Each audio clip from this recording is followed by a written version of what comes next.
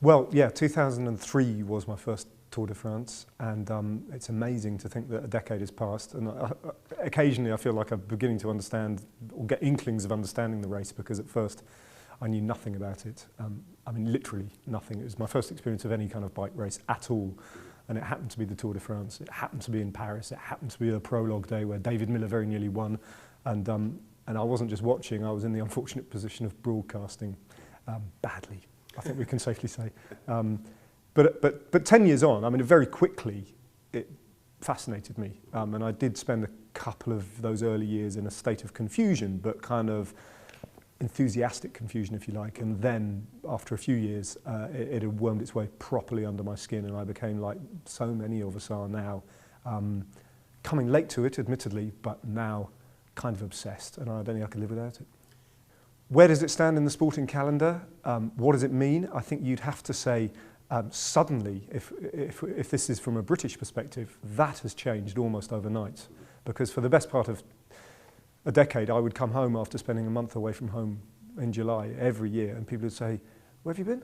And I'd say, "Tour de France," and they'd shrug their shoulders, and they'd say, "Who won?" And I'd sort of reel off Carlos Sastre or some sort of name like that, and that would be the end of the conversation. Suddenly now, it's not only become a big red letter day in everyone's sporting calendar, it's become an event of national interest. I was astonished to find, when I came home from France this year just gone, that it wasn't back page news, it was front page news. I mean, I never thought I'd see the day.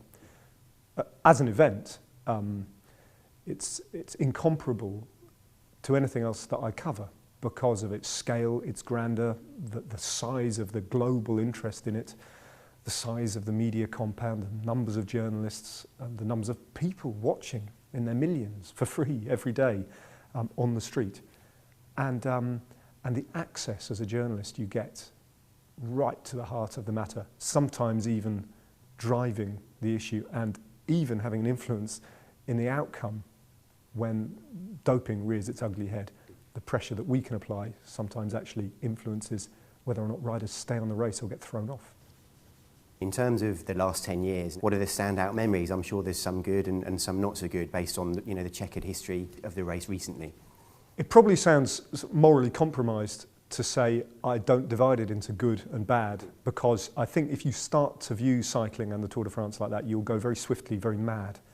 It is just all human nature is there, and for better or worse, if you want to put it that way. So I can't separate, I know what you're getting at, the doping stories. I can't separate the drugs busts, the acts of criminal charade that I've seen ridden out on the streets from those acts of bravery. They are all part of the same, they're the yin and yang of the race, if you like. And I take it all on board, absorb it, watch it, report on it, enjoy it, feast on it, and think about it later. And only then maybe can I reach that kind of moral judgment that I think you might be referring to.